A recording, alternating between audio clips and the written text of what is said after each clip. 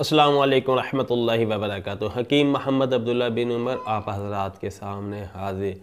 अगर आपकी मनी बहुत ज़्यादा पतली हो चुकी है, इतनी पतली हो चुकी है कि आप सूरत इंज़ाल का भी शिकार हो चुके हैं और आपकी मर्दाना ताकत भी उसी वजह से काफ़ी कमज़ोर है, याद रहे अक्सर यूँ भी होता है जिनकी मनी ज़्यादा पतली होती है उनके जरासीमों की मिकदार भी खासी कम होती है, उनका पानी इतना क़ुव्वत नहीं रखता कि वो अपनी मिस्र को प्रेगनेंट कर सके और इसके अलावा वो अज़वाजी ताल्लुक़ भी इतनी ज़्यादा लज़्ज़त के साथ वो नहीं गुजार सकते, जिसकी वजह से उनकी बीवी में भी चिड़चिड़ापन सा पैदा हो जाता है और वो भी खासे परेशान रहते हैं।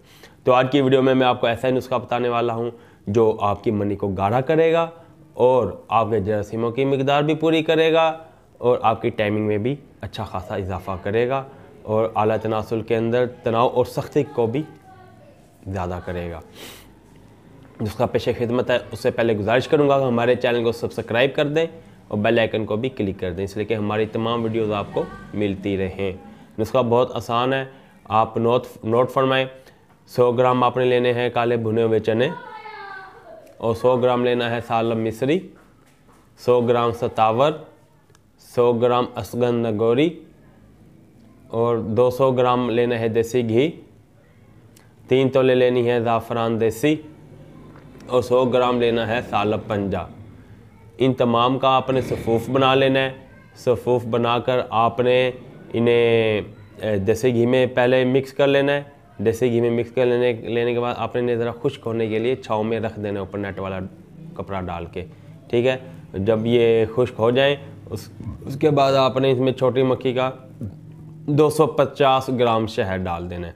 250 ग्राम शहद छोटी मक्खी का डाल दें। फिर आप इसे अच्छी तरह मिक्स करके एक डब्बे में बंद करके रख लें और रोज़ाना 1 चम्मच दूध के साथ आप इस्तेमाल करें। इंशाअल्लाह ताला आप पहले ही हफ्ते में आपको इसका रिज़ल्ट आना शुरू हो जाएगा, लेकिन आपने इसे 1 माह मुसलसल इस्तेमाल करना है। इसके मुसलसल इस्तेमाल से जो आपको मनी पतली की शिकायत है या जरासीमों की कमी की शिकायत है या आला तनासुल के अंदर वो सख्ती नहीं जो आप चाहते हैं और आप अपनी बीवी को मुतमईन नहीं कर पाते और सूरत इंज़ाल अच्छी खासी हो चुकी है, ज़कावत हिस्स का आप शिकार हैं, तो इन तमाम मसाइल के हल के लिए शहवत की कमी का आप शिकार हैं, तो ये शहवत को भी खूब उभारने वाला नुस्खा मैंने आपको बताया है। इसे आप इस्तेमाल करें, लेकिन साथ आप खट्टी चीज़ों, तली हुई चीज़ों, बाज़ारी खाने, फास्ट फूड, कोल्ड ड्रिंक, चाय, इन चीज़ों से लाजमी परहेज़ करना है। अगर आप परहेज़ नहीं करेंगे तो ये नुस्खा सही तरह असर नहीं करेगा। फिर मत कहिएगा कि हकीम साहब ने नामुकम्मल नुस्खा बताया। मैंने नुस्खा आपको मुकम्मल ही बताया है, लेकिन साथ परहेज़ भी मैंने आपको बताया है। दोनों चीज़ों आप साथ लेकर चलें, इंशाअल्लाह ताला अल्लाह रब्बुल इज़्ज़त आपको ज़रूर शिफा अता फरमाएंगे। ये नुस्खा मैंने आपको बता दिया। अगर आप चाहें तो अपना मसला बताकर आप हमसे भी ये तैयारशुदा नुस्खा आप मंगवा सकते हैं।